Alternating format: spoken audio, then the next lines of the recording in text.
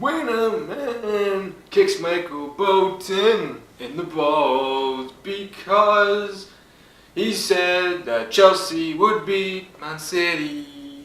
Fuck yeah, this is the shit! Kill me now! What's up, everyone? It's the Natural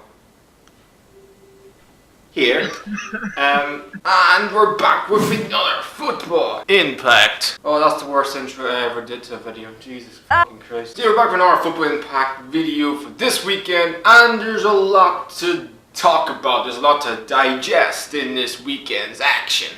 So let's begin with the Premier League and Manchester City versus Chelsea. And Manchester City showed their superiority yet again after destroying, humiliating Chelsea 6-0. Now we get on to Manchester City's great performance later, but we're going to talk about Chelsea's useless players. Sarri tactically in depth, but for me, got absolutely everything about Chelsea's performance was awful. Didn't show any fight, any heart, any desire, any confidence, anything whatsoever.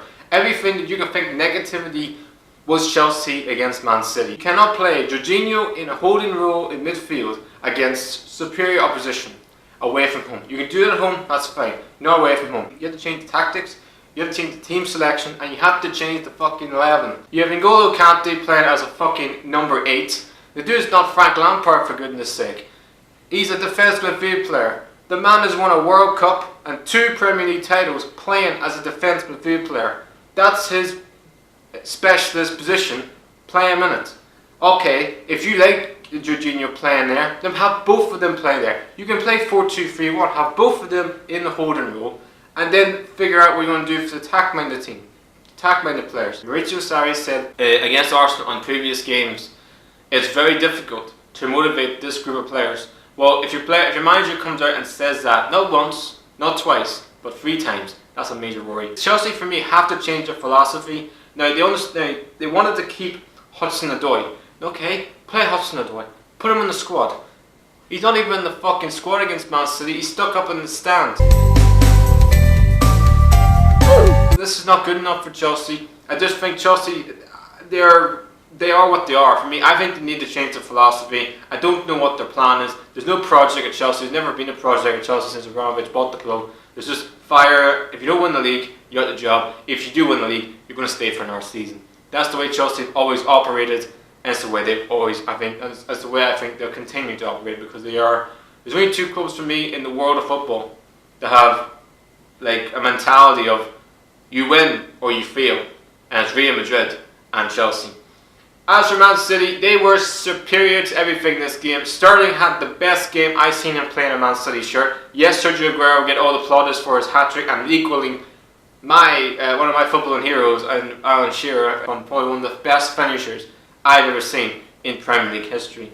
He's now the top goal scorer for Man City, now Sergio Aguero, so I'll leave it to you guys in the comments who's the greatest striker of all time. Is it Alan Shearer? Is it Thierry Henry? Is it Aguero, or is it Drogba, or any of them players you can put in? I'll leave it to you guys in the comments down below. But for me, Sterling had a fantastic performance. He scored 2 goals, and Aguero scored a hat-trick, and then Gundogan scored. So it was probably the easiest win Man City have had all season, because Chelsea made it look easy. Good win for Man City, and the pressure is just heaping up and up and up on Liverpool. Now heading to Spain. In Madrid, it's the Madrid Derby between Atletico and Real Madrid. And this Madrid Derby had absolutely everything. Goals, red card, controversial moments, and a couple of managers having a little go in touchline. But Atletico Madrid in the first half were the better team. They had so many good chances, and Griezmann had a chance in the first half. You also, Thomas Partey had a big opportunity, just stumbled on the end. And then Real Madrid took the lead. Thanks to, all I can say is, what the hell are they doing from the corner, Atletico Madrid? I mean, they're all going for Sergio Ramos. Yeah, Sergio Ramos is lethal in the penalty box when he takes a penalty or when he heads the ball. But Casemiro has got the freedom of the park to do whatever he wants, take a touch, or just score the goal he just scored. It's a really good finish. from Casemiro, but Atletico Madrid defensively this season from corners has been their Achilles heel, a lot like Everton under Marco Silva. I will find you,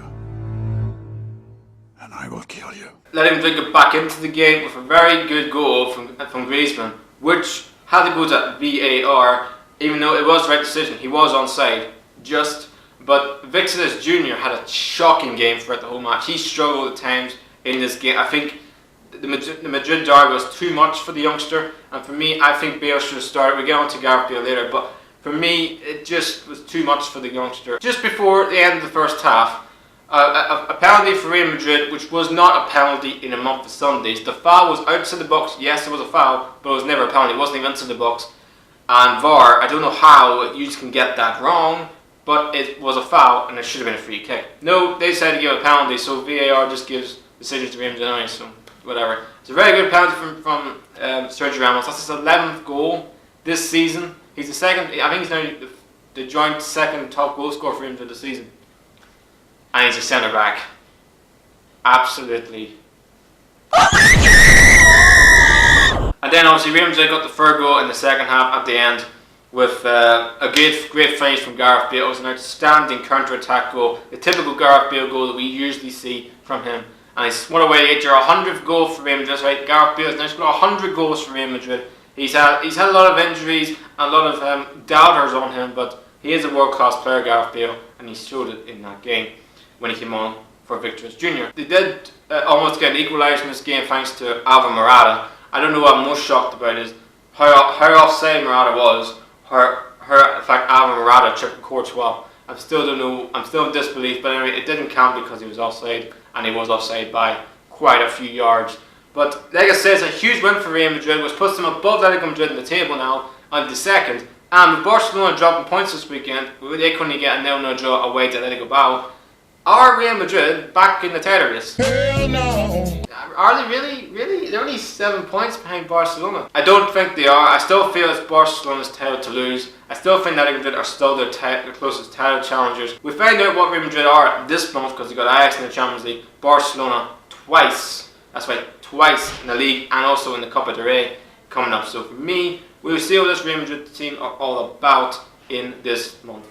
As for Atletico Madrid, that is a massive dent to their title aspirations, and I believe they've just given Barcelona a huge advantage in the title race. Another title race we're going to talk about in Germany, and it's Borussia Dortmund against Hoffenheim. And Borussia Dortmund has totally slipped up and totally just let Bayern Munich back in again after they were 3-0 up and cruising against Hoffenheim. Jadon Sancho was playing, he was man of the match. Some of the things he was doing on the pitch was ridiculous. The first goal was phenomenal. The third goal was probably one of the best team goals you're going to see this weekend. Jadon Sancho to Mario Götze. A great finish from one of the boosters. I forget who scored. It might have been Guerrero.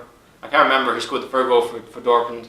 But it was a fantastic team goal. But Hoffenheim, this season, we've all seen it. They are the best team. Hoffenheim are one of the best teams. When the chips are down, they just find a way and motivate themselves and get a point.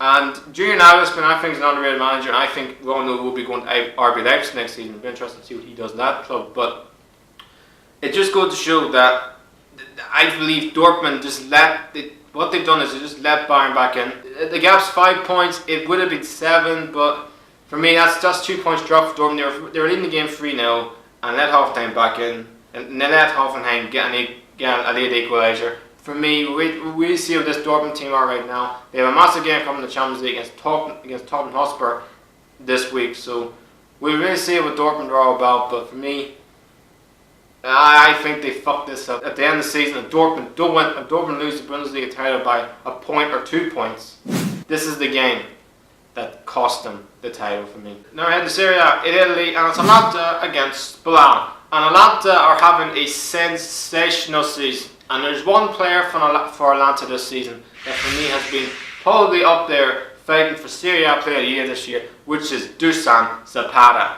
He has now scored 10 goals in 15 games, which is ridiculous. He's up there with the Capocannonieri, with Ronaldo, Cristiano Ronaldo, even Quagliarella, and he probably put a caddy in that list because even though he's struggling for goals a minute, but a caddy is a caddy. He's kicking score a hat-trick in a game. That's just him really. But he's really impressed me this season. Dusan Zapata, he's been a really good signing for Atalanta. And they have a huge opportunity Atalanta to finish in the top 4 this season. I don't know if they are 4th or the 5th, but it's really congested. I think they are 5th because AC Milan won this weekend. So it's really congested in there. I still think AC Milan and Inter, I think the top 4 right now, I still think will be the top 4 coming into the season. I'm not feeling Roma. I'm not feeling Lazio. Atalanta, I think, are the only team that I can think that can actually challenge AC Milan for that last spot. But they are in a fantastic season, and a Europa League spot is definitely achievable for them this year. The Champions League place, I think, is a bit too much. But they've had a fantastic season. Dusan Zapata, what a goal scorer he's been for Atalanta this year. And there'll be a lot of top world-class clubs looking his signature in the summer. As for SPAL, you need to be careful, because I believe you're heading to Serie B if you don't pick form up very soon. And now we're heading back to the Premier League, and it's Southampton against Cardiff in a huge relegation 6-pointer dogfight. And I'm really impressed with Cardiff, because Cardiff had so much turmoil around Cardiff because of the tragic death of Emmanuel Salah. And again, my condolences and all my prayers go out to the family that's been affected, everyone that's been affected by this tragedy, and it's been a very tough time for the world of football really. But Cardiff showed a lot of faith, a lot of desire, a lot of hunger, and they showed a lot of passion as well, because for me that winning goal, it meant a lot for them players, it meant a lot for the fans, and they were excellent. Cardiff, I thought they got, Neil Warnock got tactically spot on. He was there to frustrate Southampton. Southampton, I thought they were awful. I think for me, Southampton's problem all season, even with a new manager in Rafa Hasenhüttl, they can't stop conceding goals. The only Fulham and Huddersfield have conceded more goals than them. And them two, for me, I think are kaput. They're relegated for me. And I think Southampton, could be the 3rd team. I said it's 3rd season. I think I tipped Southampton to get relegated this season in my Premier League predictions. They need to score 3 goals to win a game. That's not good enough in this level. And for me, I think Southampton, I believe this could be the season. I mean, they just stayed up last season by beating Swansea in pretty much a massive relegation playoff match. I believe this is probably one season too many.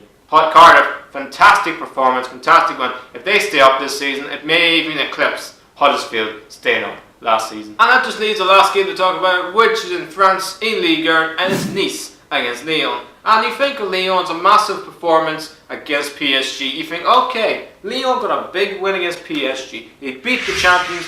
Well, you could say they beat the champions and probably the regaining champions again, PSG this season. Go out, Lyon, and put another performance in to show, what you're all about. It turns out they were awful, Lyon. They didn't offer anything in this game.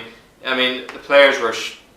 It just sums up Lyon. Like they turn up when they feel like it. Lyon. They're that type of team. They're not like Chelsea. They just turn up when they feel like it. I was really impressed with Nice. Nice won the game thanks to a penalty. It was a penalty. I don't know what the player is doing. Just stay on your feet. Don't make a tackle. But it was a very, very good win for Nice, because there was a lot of pressure on Patrick Vieira. People said, oh, you know what, if he wasn't getting the results, he could be out of a job come the end of the season. So that's a massive win. They still have an outside chance, Nice, of getting the Europa League spot. I don't think that will happen. I think the top 10 finish is a very good season. It would be a good, okay season for Patrick Vieira in his first season. But Lyon, the gap is getting bigger between them and Lyon. But we've seen Lyon at times, they can't get a run together and try and clog second, but it looks like it's going to take too big of an ask to catch Lyon for second. So, guys, that's the end of the football impact for this episode. Don't forget to subscribe, and don't forget, if any of you are Chelsea supporters right now, you'll be weeping, crying, thinking, fuck's sake, we got beat 6-0 by fucking Man City. Go back to some archives of Chelsea, like the Jose Mourinho team that won the Premier League. Maybe go and watch Antonio Conte's great team that won the Premier League title. Sit back, relax, enjoy, and then click the damn notification bell. Anyway, enjoy yourselves, have a great one. Please like, subscribe. The Natural is out.